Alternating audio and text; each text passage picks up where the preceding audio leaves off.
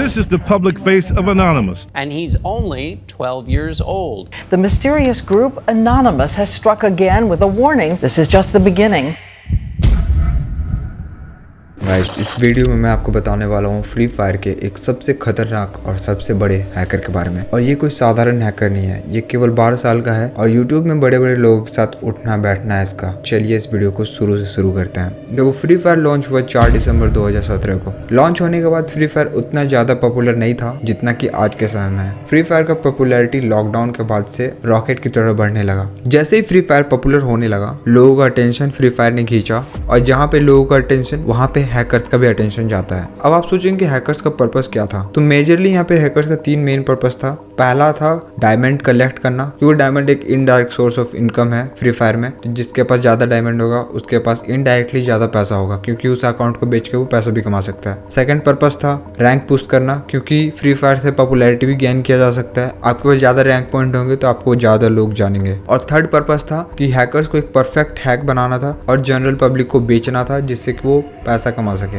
अब इन 3 main purpose की वजह से हैकर्स काम कर रहे थे। और 2020 के समय फ्री फायर का सिक्योरिटी लेवल भी उतना हाई नहीं था, जिसकी वजह से बहुत सारे हैकर सक्सेस भी हुए और बहुत सारे हैक वो बेच के पैसा भी कमाए। उस समय के कुछ पॉपुलर हैक्स के मैं नाम बता देता हूँ। Auto kill hack, teleporter hack, fast movement hacker, auto headshot hack और सबसे dangerous sniper hacker. Sniper hacker सबसे डेंजरस इसलिए होता है क्योंकि वो नॉर्मल प्लेयर की तरह खेलता है, बट उसका जो हैक है ओनली स्नाइपर में काम करता है। इसीलिए फ्री फायर का सिस्टम को ये समझने में बहुत समय लग जाता है कि ये बंदा एक्चुअल में हैक यूज कर रहा है या फिर नहीं कर रहा है। अब ये सब चल ही रहा था, लेकिन फ्री फायर के रेगुलर प्लेयर ने इस चीज को रिपोर्ट किया और फ्री फायर कम्युनिटी में ये बात फैला दिया कि हैकर्स का नंबर बहुत तेजी से बढ़ रहा है और इसे कंट्रोल करना बहुत जरूरी है, वरना फ्री फायर कम्युनिटी बर्बाद होकर रह जाएगा, लोग फ्री फायर खेलेंगे ही नहीं। जिसकी वजह से फ्री फायर के डेवलपर ने इस चीज को सीरियस लिया और इसके अगेंस्ट में अपडेट लॉन्च किया और फ्री फायर के हैकर को हैक यूज करने से रोक दिया।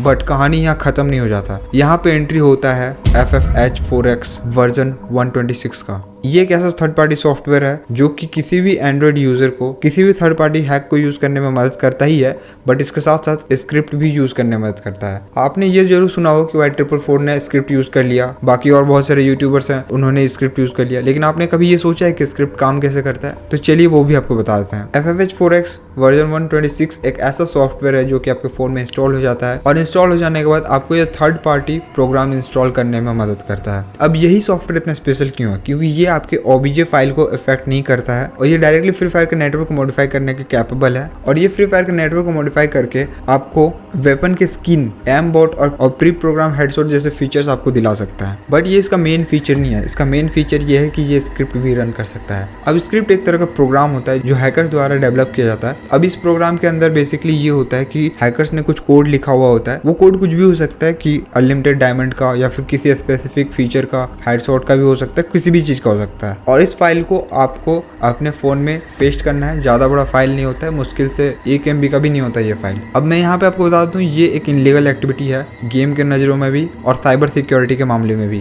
क्योंकि ये आपका भी डिटेल्स लीक कर सकता है। अगर आप सोच रहे हो कि आप स्क्रिप्ट यूज करोगे तो स्क्रिप्ट से आपका भी डाटा लीक हो सकता है, आपका फोन का भी कंट्रोल हैकर्स के पास जा सकता है, इसीलिए आप ये सब मत करो। चलिए मैं स्क्रिप्ट के कुछ फीचर्स बता देता हूँ। स्क्रिप्ट के थ्रू आप अनलिमिटेड डायमंड ले सकते हो और बहुत सारे इलीगल एक्टिविटी कर सकते हो। अब till debt free fire H4X का कोई सॉल्यूशन तो नहीं है फ्री फायर के पास, बट इसका मतलब ये नहीं है कि फ्यूचर में नहीं होगा। फ्यूचर में फ्री फायर 100% इसके लिए काम करेगा और इसका कोई ना कोई सॉल्यूशन निकाल के फ्री फायर में अपडेट करेगा। इसीलिए अगर आप सोच रहे हो कि इस मॉड को इस्तेमाल करें तो कभी मत करना। आपका आईडी तो बैन होगा ही, साथ में आपका डिवाइस भी बैन हो सकता है, क्योंकि फ्री फायर ने रिसेंटली कुछ ऐसे फीचर लॉन्च किए हैं जिसकी वजह से आपका डिवाइस का इंफॉर्मेशन भी फ्री फायर के सर्वर में चला जाएगा और आप अपने डिवाइस में कितना भी नया आईडी बना लो, आप अपने फोन में कभी फ्री फायर खेल नहीं पाओगे।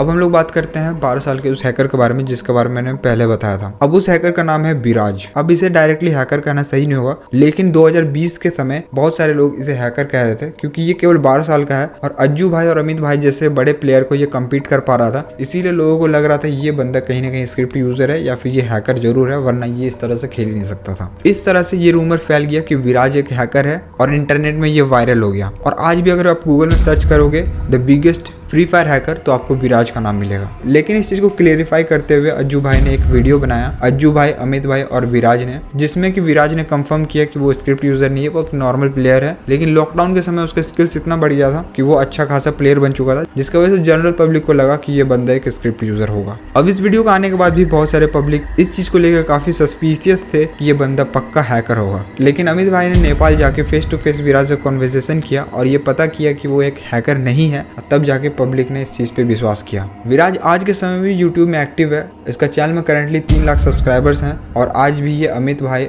अज्जू भाई के साथ गेम खेलता रहता है। तो ये तो कंफर्म हो चुका है कि विराज एक हैकर नहीं, बस ये एक रूमर था। तो फाइनल वर्डिक्ट ये है कि इंटरनेट पे आपको ऐसे ही किसी पे विश्वास नहीं करना चाहिए, क्योंकि इंटरनेट में बहुत सारे फेक इंफॉर्मेशन फैलते रहते हैं, उनमें से ये भी एक था।